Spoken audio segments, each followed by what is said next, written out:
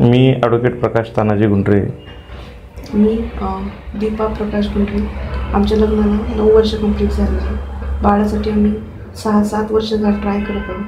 आमचं जेव्हा लग्न झालं त्यानंतर आम्ही गेली 4 ते 5 वर्षानंतर जेव्हा आम्हाला बाळ होत नव्हतं तेव्हा आम्ही ट्रीटमेंट सुरुवात केली.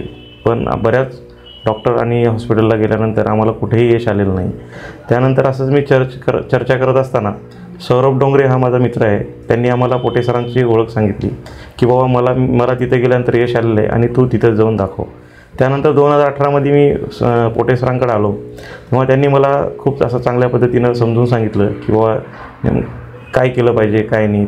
त्यानंतर आम्ही ट्रीटमेंटला सुरुवात केली सरांकडे. तर त्यानंतर आम्ही मध्येच लॉकडाऊन याच्या काळामध्ये आम्ही परत आमची ट्रीटमेंट बंद पडली.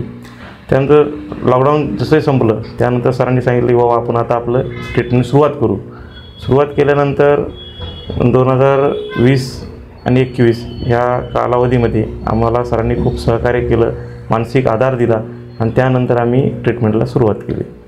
ट्रीटमेंट सुरू केलं 1 वर्ष 1.5 वर्षामध्ये आम्हाला अनुभव आला.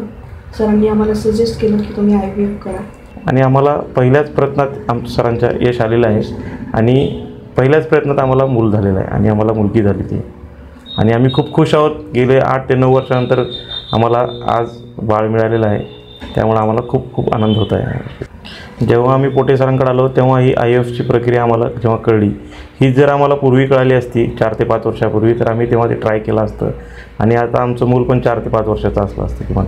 तर सर्वांना माझी विनंती आहे, ज्यांना पुन्हा असं 4 ते 5 वर्ष 3 वर्ष झाल्यानंतर मूलबाळ होत नसेल तर योग्य तो सल्ला डॉक्टर पोटे किंवा अजून कुठेतरी घेऊन ह्या IVFच्याद्वारे मूलबाळ करण्यास काय हरकत नाही.